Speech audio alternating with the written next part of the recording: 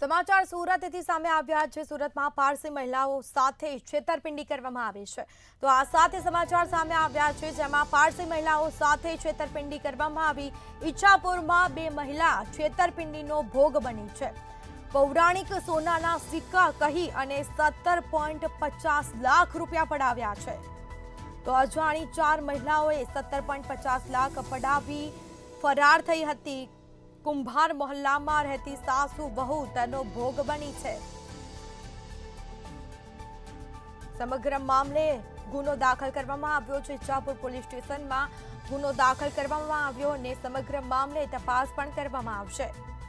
તો ઈચ્છાપુરમાં બે મહિલા છેતરપિંડીનો ભોગ બની છે। પારસી મહિલાઓ સાથે છેતરપિંડી કરવામાં આવી છે। તો કુંભાર મોહલ્લામાં રહેતી સાસુ વહુ તેનો ભોગ બની। ઈચ્છાપુર પોલીસે ગુનો નોંધી અને સમગ્ર મામલે તપાસ કરી છે।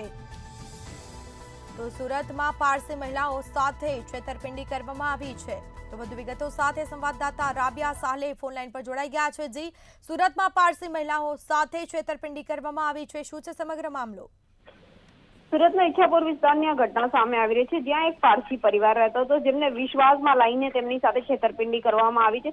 અજાણી ચાર મહિલાઓની સાથે તેમનો જૂનો સંપર્ક હતો। તે મહિલાઓએ એમને વિશ્વાસમાં ભેળવીને પૌરાણિક સોનાના સિક્કા કહી 17.50 લાખ જે છે ની મત્તા પડાવી લીધી હતી અને ત્યારબાદ તેઓ ત્યાંથી ફરાર થઈ ગયા હતા। જો કે કુંભાર મોહલ્લામાં જે છે એક સાસુ વહુ એટલે કે આ બંને મહિલાઓ રહેતી હતી, જેઓ આ છેતરપિંડીનો ભોગ બની છે। સમગ્ર મામલો જે છે ઈચ્છાપુર પોલીસ સ્ટેશને પહોંચ્યો હતો અને ઈચ્છાપુર પોલીસે ગુનો નોંધી વધુ તપાસ હાથ ધરી છે।